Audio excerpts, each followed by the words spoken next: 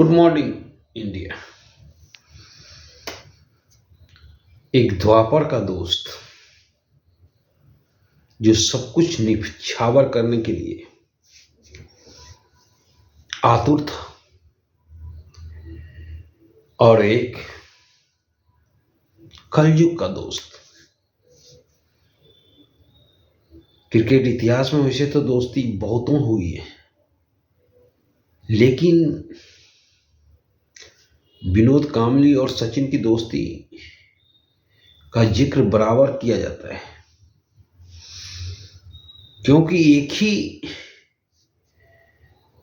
गुरु के पास एक ही समय शिक्षा लिए।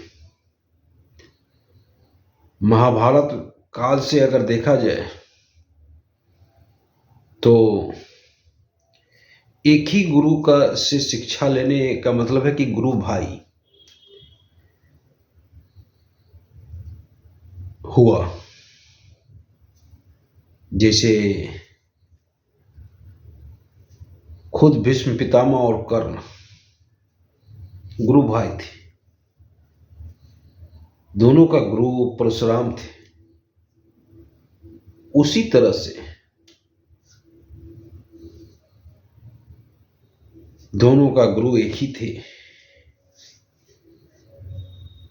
पर जिक्र इसलिए करना पड़ रहा है कि एक जब भगवान श्री कृष्ण से मिलने के लिए सुदामा आया, सुदामा एकदम गरीब ब्राह्मण, विक्षिप्त अवस्था हो गया था। जब दरबार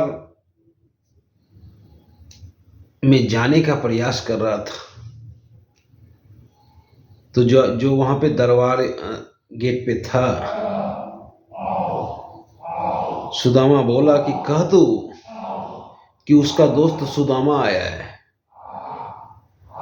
तब द्वारपालों ने बड़ी जोर से ठहाका लगाया था,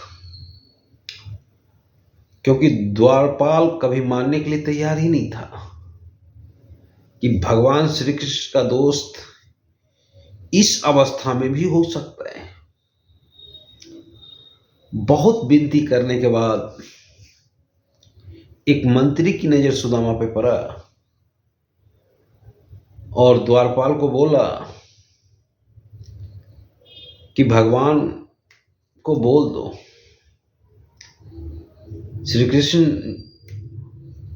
जी को बोल दो कि सुदामा मिलने आया है। हो सकता है या ये इंसान सही बोल रहा है। और जैसे ही द्वारपाल राजमहल में गए और बोले कि सुदामा आया है, प्रभु उठ के दौड़े नंगे पांव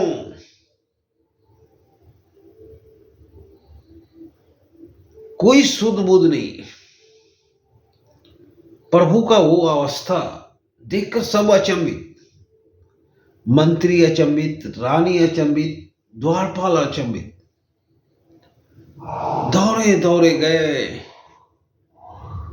और चिल्लाए सुदामा, और सुदामा के कान तक जैसे ही आवाज पहुंचा, सुदामा ने पीछे मुड़ के देखा और प्रभु दौड़े दौड़े गए और सुदामा के गले लग गए। प्रभु छोड़ने के लिए तैयार नहीं थे, न सुदामा छोड़ने के लिए तैयार था। वो दृश्य देखते ही बनता था। और उसके बाद सुदामा का राजमहल में भव्य स्वागत हुआ। प्रभु खुद सुदामा का पैर धोए।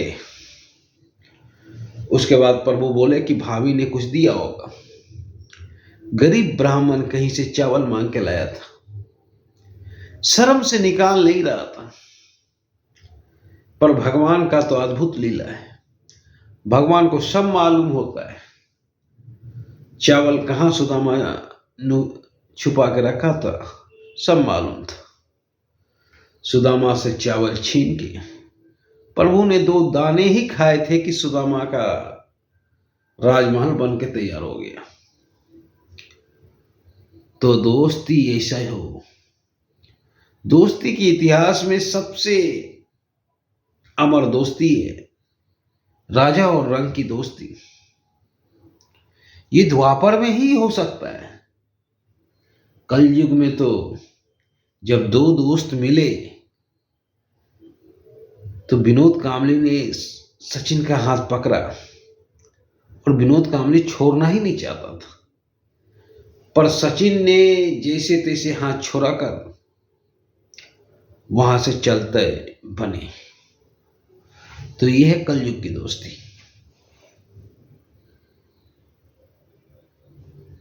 मतलब अगर आप वीडियो देख लीजिएगा सचिन और विनोद कांबली का, तो स्पष्ट पता लग जाएगा कि विनोद हाथ छोड़ना नहीं चाहता है, पर सचिन हाथ छोड़ा के भागना वहां से चाहता है और हाथ छोड़ाने के बाद भागने में सफल हुए। तो ये कलयुग का दोस्ती है। कलयुग में बाप बड़ा न भैया, सबसे बड़ा रुपया। रुपया के आगे ही कलयुग का इंसान झुकता है। वही विनोद कांबली अगर सचिन से ज्यादा रुपया वाला होता तो देखते कि सचिन कैसे उसके आगे पीछे करता। जी हां, आपको मालूम है कि छोटा सा छोटा पार्टी अंबानी जी का हो तो तमाम क्रिकेट के स्टार, तमाम फिल्म के स्टार वहां पे मौजूद रहते हैं, अंबानी जी के आगे पीछे करते हैं। तो बाप बड़ा न भैया, सबसे बड़ा रुपया। आज बेचारे की आर्थिक स्थिति, शारीरिक स्थिति, दोनों स्थिति में पिछड़ा विनोद कांबली। इसीलिए सचिन उस जगह रुका नहीं, क्योंकि ये कलयुग है। अगर एक दोस्त डॉक्टर बन जाता है और दूसरा दोस्त अगर चाय बेचता है, दोस्त को देख लेता है पर वो पहचानने से इनकार कर देता है। कलयुग है।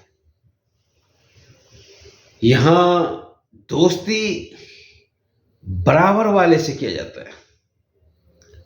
शायद सचिन को लगा कि विनोद कांबली अब मेरे दोस्ती के लायक नहीं, इसीलिए इतना जल्दी हाथ छुड़ा के सचिन भागे। ये कलयुग का दोस्ती और एक द्वापर का दोस्ती, जो कि रुपया पैसा कोई महत्व नहीं रखता है। सुदामा में प्रभु को लगा कि रब मिल गया। प्रभु को लगा कि इससे अच्छा कुछ हो ही नहीं सकता है। सुदामा के आने का खुशी प्रभु के चेहरे पे जितने नम्र से देखा जाता है, जितने प्रभु का चेहरा खुशी था, लगा कि प्रभु को परमात्मा की प्राप्ति हो गई सुदामा के थ्रू।